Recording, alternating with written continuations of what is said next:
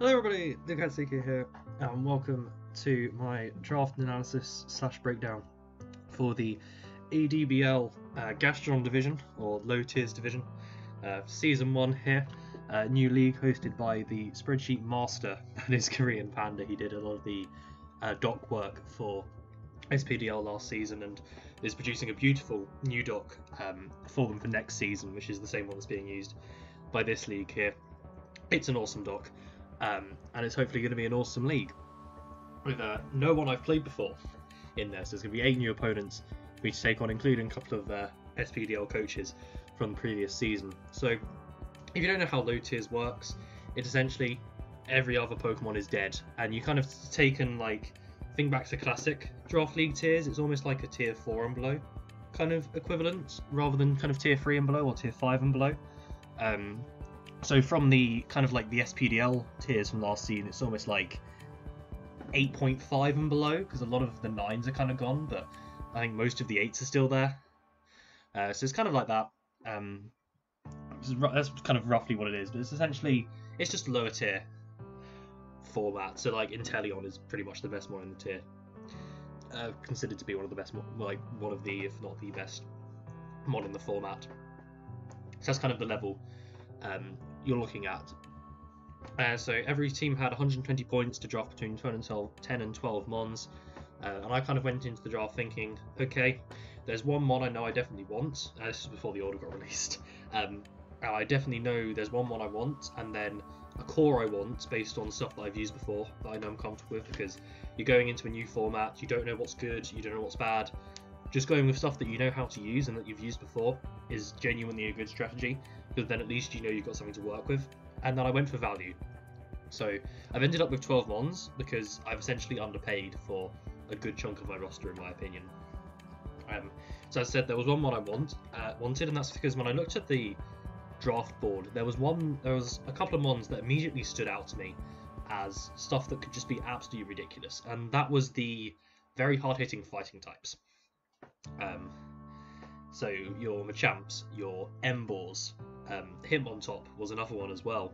Pangoro, which was slightly lower in the tiers and was criminally underrated, undervalued, because there just aren't switch-ins to those mons. And I thought when the draft order came out and I had 15th, which I still can't get an early draft pick to save my life, I thought, oh, dream's over on that. They're all going to go. I'm going to have to settle with Hitmontop, which isn't going to quite be what I want because it's not quite as hard hitting. But actually, no. Machamp stuck around until 15th pick, and I struggle to believe that, because I am yet to find something that, provided I click the right move on the switch-in, takes 2 hits from Machamp. It's basically slightly worse Conkeldurr, but it's actually faster than Conkeldurr. It's just less bulky and has a slightly lower attack stat. It has guts in the same way, so you can run the Flame Orb sets and just do a lot of damage. It gets a lot of the same coverage, gets the elemental punches, gets poison jab. This thing gets bullet punch as well for priority, whereas Conkeldurr obviously gets Mach punch, so that's stab, so that's better in that sense. But it's not that much worse, in my opinion. And as I said, I'm yet to find something that actually takes 2 hits. Stuff that I think some of the stronger fighting resists in the format. The fairies don't take 2 poison jabs. Most of the fairies don't even take 2 facades. So I played a speed tour where I practiced with a good chunk of the team I drafted here, and Machamp with facade 2-shotted a fully physically defensive fairy with the Eviolite. It 2-shots Gligar with facade. It 2-shots Conkeldurr, Cthaggus 2-shots Cthaggus with knockoff, and that's even after losing the item and stuff. But obviously, I'd obviously lose guts because of money, but that's neither here nor there. It's not relevant to this conversation. Machamp is just ridiculous, and the one thing that holds it back is obviously the speed, because it is slow and it's not the bulkiest. So it's a case of picking your battles and saying, okay, what can I come in on? What can I live a hit from? And then what can I punch back and just kill? Because played right, this thing gets a kill every single time it comes in. Played badly, it dies before it comes in. Not before it can't. Nothing can die before it hits the field. It dies before it can attack. So hopefully I can do the former and be really, really successful with it. I just thought it could be really, really fun to use, so hopefully that is the case. And I had a lot of fun using it in the speed tour, and I made it to the final in that speed tour, so that's hopefully a good sign. I played 3 matches and this thing got like 6 kills in 3 matches or something. It was ridiculous. Really, really strong. So then round 2, so it was only 3 picks later. It was about 10 seconds later probably after I'd made my first pick. This is where kind of the core that I've used before started coming in here. And I picked up Diancie, which I used back in SPDL Season 4. Brought it to like 4 games out of 10. It got 1 kill, I think. But it was just a really solid baton passing pivot, because you can dry pass in this league and you can dry pass in most draft leagues. Because it's just bulky. It's not got the rated HP stat, but it's got 150 in both defenses. It's just bulky. It takes hits nicely. It can pivot out with baton pass. It can set rocks, which is it's a rocker, which hazards aren't that important in draft league anymore because of boots and the abundance of defoggers that exist. But it's still nice to have them. Obviously, you don't want to have no hazards because then you stop your opponents running boots. So I'll definitely be running Stealth Rock on Diancie most of the time, because I think it's my only rocker on my entire team, actually. Spoiler alert. I didn't prioritise hazards here. And then it gets decent coverage between like Moonblast and Power Gem or Diamond Storm. Good moves, gets play rough to even be run physical. Gets Mystical Fire to hit steals, which is awesome, so I can catch that on the switch or run Babiri like that Scizor I 1v1 to Scizor in SPDL Season 4 with a Diancie, because of Mystical Fire, so that was awesome. I can do a lot of good things with this. I enjoyed using it. The one thing that I'm sad I never got to do with it in that season was run a setup set. It can do Iron Defense Body Press and Carmine, which is awesome. And because obviously it's just not that good in normal tiers, like stat-wise, I never had an opportunity to do that because there was never a matchup where it could do that. Here, it's one of the top 5 fairies in the meta. It's in the top 50 or so mons in the meta. There is definite potential, or even like more than like top 30 or so mons in the format, really. There is definite potential for setup sets here, and I've set myself a goal of bringing at least 1 setup sets across the 8 weeks with Diancie here, because I really, really want to use one. It pairs okay with Machamp as well. It resists flying, which Machamp is weak to, so that's nice.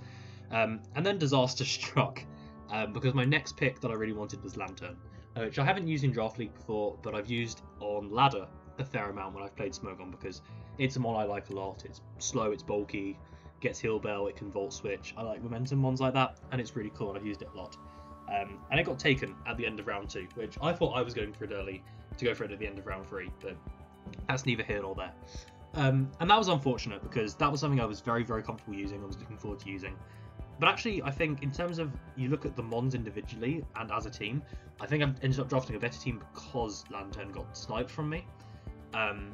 So there's that, and it also meant I prioritised my next 2 picks, which were very important, and especially for one of them, there wasn't really a replacement. That isn't Gourgeist, but here is Gourgeist for 10 points, which I think was slightly undervalued. I feel like Gourgeist probably should have been worth 11, if not 12.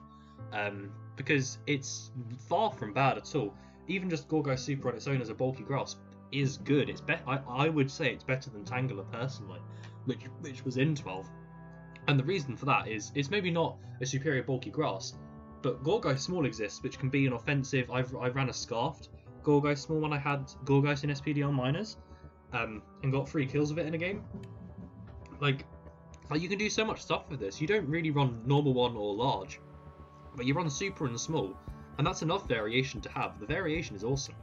So I've essentially got a Machamp which always hits really, really hard as an offensive one, a Diancie that can be bulky or setup, and a Gourgeist that can be bulky or offensive. And versatility was something I really prioritised in this draft as well. If a mon has multiple ways you can run it, I really liked that. Because I think last season in SPDL, I got roped into a team that had very one-dimensional mons on it. They were always kind of doing the same thing.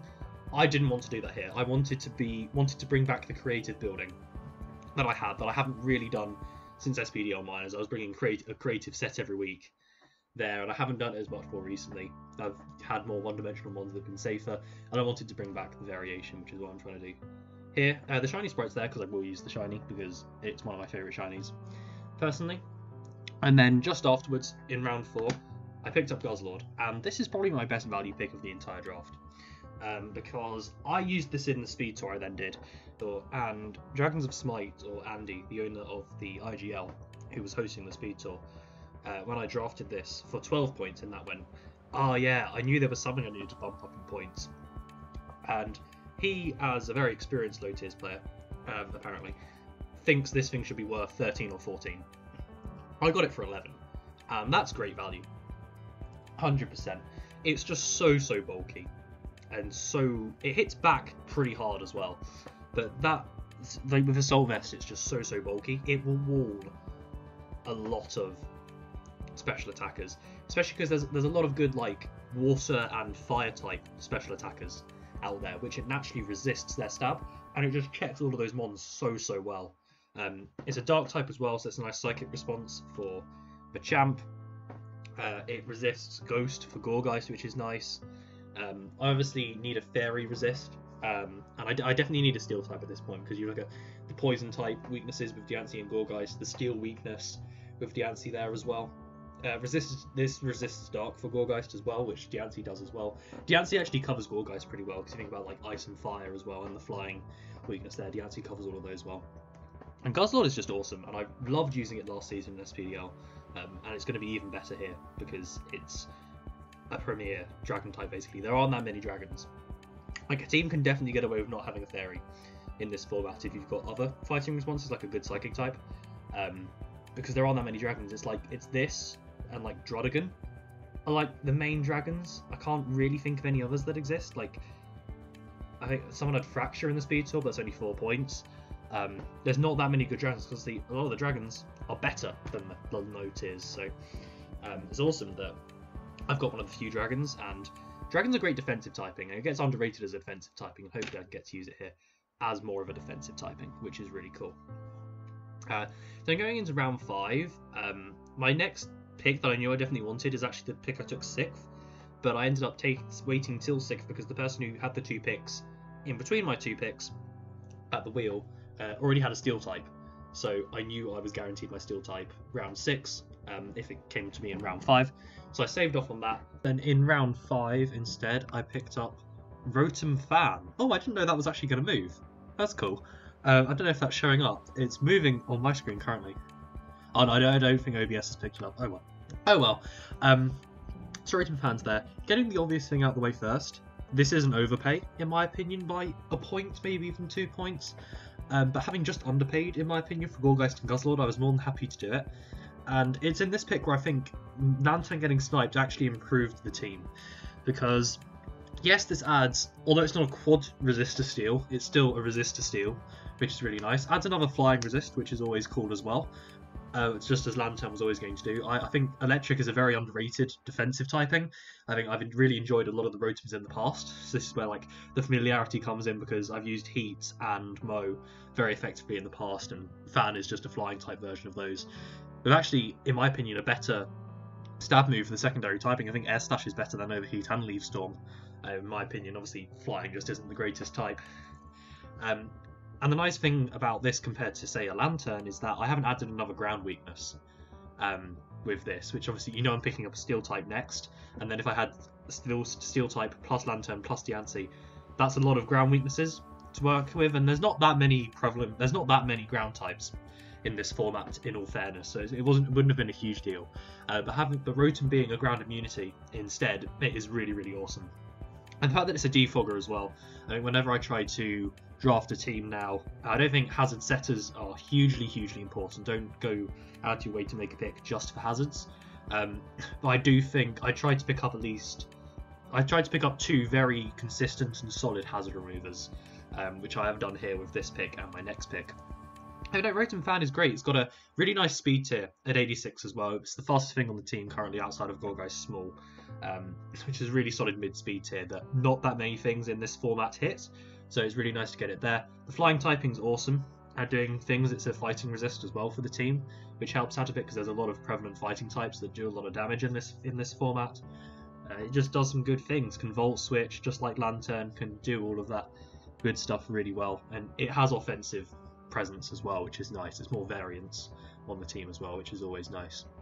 So then my 6th pick, just 3 picks later, was Alolan Sandslash, and I knew I wanted this from the start just because it pairs really nicely with that defensive core to act as the fairy resist for it. Responds to that really well, responds to the poison weakness really well of Diancie and Gorgeist too. It fits in really nicely here. It's also a rapid spinner, which is great. So I've already knocked out my 2 consistent, reliable hazard removers without having to sacrifice a pick or anything. I think both of these mons work very, very well anyway on the team. There's also great potential for a lone Sandslash, as it's been seen kind of more in the past, back in like Gen 7, as an offensive mon to kind of deal with fairies offensively on this team, which helps out Machamp a bit, although obviously it is a physical attacker as well. Most preferably you'd want a special attacker to pair with that, but it's not meant to be a massive offensive pairer. It's just quite nice on its own right, and it's a great mon. It really, really is. It's got good stats. It's even got workable special defense. It's mainly a physical wall, but it's got workable special defense. It's just nice as a fairy resist, a solid steel type in a format where there aren't that many solid steel types. And having the ice typing is really nice as well. This is a great ice response, because obviously you can see I've got 3 ice weaknesses but also 3 ice resists in this opening 6, so kind of balances it out there. And the Lone Sandslash has a quad ice resist, which is always nice. And as you can see with the whole ground weakness thing, it's nice to have Rotom Fan in there as well. And this 6 on its own forms a really solid core. It just lacks a little bit of offensive pressure on the special side, I would say, which I then, although Rotom Fan can do that, I then fixed it up with the next pick. And going into the draft, at the start I was thinking, okay, there's a lot of cool Quiver Dancers around. Vivian and Butterfree were both in 9, and I was thinking, oh, mid to late draft, I'm going to pick one of those up probably, because it sounds really fun to use a Quiver Dancer like that. How Venomoth fell all the way to round 7 is an absolute mystery to me. This thing is a monster. Tinted Lens is one of the best abilities out there, period. Meaning that, essentially, resistances don't exist. Quad resistances still exist as normal resistances, but quad resistances don't exist. It's absolutely not quite. Normal resistances just don't exist because you hit through it. It's absolutely insane. It's also a poison type, so I can hit Sludge Bombs offensively. That pairs nicely with Machamp. It's also another fighting resist, although it's obviously not very bulky. It can Roost and Quiver Dance and like sub if you really wanted it to. It gets Bug Buzz and Sludge Bomb, obviously. It gets Giga Drain for coverage and recovery as well, which is just awesome. It's really, really good, and I'd almost say it's underrated in a way. I would compare it to being like the Volcarona of this format, but it's only in 13, and no one took it till now, so I will gladly take it. This thing can very, very easily steamroll teams if they don't have kind of a fire type that's going to threaten it, threaten it easily, or a flying type that's going to threaten it easily. There are definite matchups where this thing just puts in so much work, because defensively you can't check it, because resistances don't exist. You either need something that's very, very bulky, that's kind of neutral, or a resisting type, but doesn't resist it, or you need offensive counters to it, mainly on the physical side. So like, there's a lot of good flying types around in kind of the mid tiers which can do it, but there's going to be matchups this season where Venomoth can just steamroll really easily, and that is awesome. It also fills in at a decent speed tier. Let me just check what its base speed is, because it's better than you think it is. Yeah, it's base 90 speed naturally, which is an awesome speed tier to hit. So we've got, that's the wrong tab. We've got Rotom Fan 86, now Venomoth at 90 as well, which is just awesome, because Alone Sandslash is like 65, and then Machamp is 55. So my speed tier is looking really solid right now. I just don't have any top speed tiers, which is definitely where I went next to sort that out. And it is just miles better than Butterfree and Vivian, which I was expecting to have to take if I wanted a Quiver Dancer, and that would have been fun. I think I could have done well with those, but Venomoth is like another level above, and it's just going to be insane, I think. So then going round 8, so only a few picks later, and I left these picks with Korean Panda actually at the time, so I didn't take these live. And the next one's Cadabra, and Cadabra's a bit of a weird one for me because it doesn't get any coverage. It basically purely goes for Psychic and Dazzling Gleam. It gets coverage, but it's all on the physical side, and it's got no physical attack stat, so that's not happening. So this thing is very tailored to certain matchups, but it's got a really solid base 105 speed, which is awesome. It makes it the fastest thing on the team so far. That is a huge benefit of it. It's got a huge special attack stat, so in matchups where my opponent doesn't have a dark type, I can just click Psychic, and this thing will do a lot of damage even to steel types, and there aren't that many good steel types in the format. So this thing, very, very good, and kind of underrated. I'm surprised I've never seen this used like in normal formats and stuff, because I didn't realize how good its stats actually were. Because you see, how do you pronounce that? Dojo? The that was so bad. The Reuniclus pre-evolution, you see that used because of its good stats, and Eviolite making it bulky, and it's got good special attack stats. This is just a faster version with a similar special attack stat. This thing can do a lot of damage. It's going to be really awesome. Pairs nicely with Machamp as well. You think about, oh, Darks, stop it. Steels, stop it. Yeah, Machamp just whacks through all of those. So it's nice having those offensive pairings there. Not necessarily the greatest synergy in the world, because in a format like this there aren't that many options. It's tough to get perfect synergy. But I'm pretty close to it. I like this a lot. I definitely like this a lot. I've just swallowed a bit of fluff. Anyway, going into round 9, I was trying to be a bit tactful here with points. And at this stage, there was one team that had like 25 points left that took like 2 12-pointers towards the end, which was insane. But there are a lot of teams that were going for very low point mons at this stage, had like 8 points left, with like 2 picks or whatever. So I was kind of thinking, okay, I need to go for my slightly lower tiers first, so that someone doesn't snipe them, and then hope the 7-point mon that I know I want sticks around, which it should. It's more likely to stick around, and it's less important, I was kind of thinking. So with that in mind, my next pick was Floatzel for just 5 points. And for 5, I think this is slightly underrated because it's really fast at base 115 speed. It's got a good attack stat at like 80, at like 90 or something. A workable special attack stat as well, which is like 80. Good coverage because like water plus ice plus I guess like crunch and ice. It gets like crunch and stuff.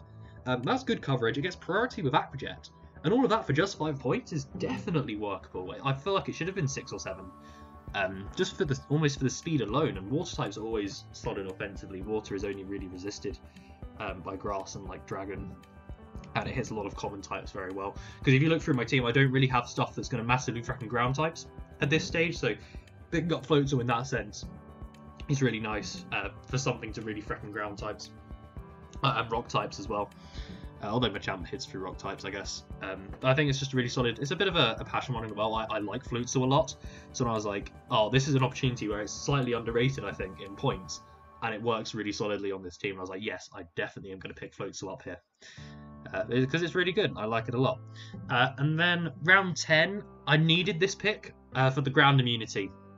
100%. You always want a ground immunity. Not a ground immunity. An electric immunity on a team. I originally wanted Lantern to do that, but Whiscash can do it instead. And this is the reason I didn't prioritize going for like a Quagsire or anything. I instead went for this, and this is just bad Quagsire and Gastrodon in a way because it just doesn't recover. But it's actually got solid stats. It's got a good HP stat. It is surprisingly bulky, doing what it does, and it gets not any coverage, but water plus ground is good hits. I think it gets Ice Beam as well. And it's just a solid bulky water with an electric immunity to work with on the team. And a bulky water is always good on the team. You never make a team worse by adding a bulky water unless you're like massively doubling up on weaknesses. But if you look at like the grass weakness of this, it's so well covered because Gourgeist, Guzzlord, Rotom Fan, and Alolan Sandslash all resist, and Venomoth all resist that grass weakness. So it's really well protected, and Whiscash could genuinely really be a big part of this team. I think it can do really, really well. And obviously the thing you would look at with my team as a potential weakness is that I don't have much recovery on it over the course of it. It's literally just Gourgeist and Venomoth that get recovery, and Venomoth isn't even like a bulky mon. So that's a potential weakness, I guess. If that I guess in certain matchups that could be a bit of a hindrance to not have something like a Quagsire which can sit there and heal. But I think Whiscash could be really strong. For 5 points as well, it's like Quagsire for 17 versus Whiscash for 5, and I was like, with the other stuff I know I want on this team, Whiscash actually does the job pretty well. And I think it's maybe not underrated, but it could have been in 6, and I don't think I would have complained. It can also Dragon Dance if I want to do that. If I'm like, if I'm insane, because it's too slow for it to be an effective Dragon Dancer, but it could be funny. Yeah, it can do that, and it gets good physical moves. It gets good stab moves. Like all you could want from a Mon in this level, similar with Floatzel, was like, it gets good stab moves, and it has good stats in its position, and that's well worth 5 points in this kind of format. Some of the other stuff like Doppler was in 4 and stuff, just as a webs option. So it's like, if I'm going to pick up something in 5, like Floatzel and Whiscash, that can actually do multiple roles and have multiple purposes in matches, I am definitely taking that because it is good value. And then my penultimate pick, I had 1 point left over after this, which I used because I could. I picked up Dojo, and I love Dojo, which is why I immediately looked at it and I was like, yes, I really want to use this, because 110 base speed is awesome for the speed tiers. Because you look at the first bit of my team, it's like, it's really slow. I've now got 105, 110, 115 on the squad, and that is amazing. That's all you could want, I think, for speed tiers in this kind of format. There aren't that many fast things on the board. I think there's like Electro Ninjask, and then there's something at 125. I don't remember what it is though. And then you get to like Floatzel at 115. Inteleon at 117 is then like the next thing. That's why Inteleon's so good, because it's really fast as well. There isn't that much fast stuff. Scarf is going to be really, really strong in this format. Dojo is just cool as something that can come in on momentum from maybe the Fan or Diancie, Baton Pass or whatever. Or I think no, Floatzel doesn't get flip turn. And it can hit hard. With Brave Bird spam is tried and tested in draft as effective. It gets high horsepower to hit the the 3 types that resist that, being it's not high horsepower, it's Stomping Tantrum, to hit electrics, rocks, and steels. It gets that, which is insane. It doesn't get any other coverage move, but it gets the one that it needs. And then it can even Swords Dance. Like, it's genuinely good, and for 7 points, it's worth it. When I drafted, people were like, how the hell had that not gone yet? Because it's good value for 7. And then my last pick, I had a point left over, and I'm thinking, okay, if I have a point left, I need to draft a 1 point Mon, which I didn't have to be fair, but it's a good use of the points. If I want to draft a 1 point Mon, I at least need to draft something that is useful to me, that even if I don't bring it, is going to force prep, and if I do bring it, will have an impact. Which is why I went for Grubbin as a webs option.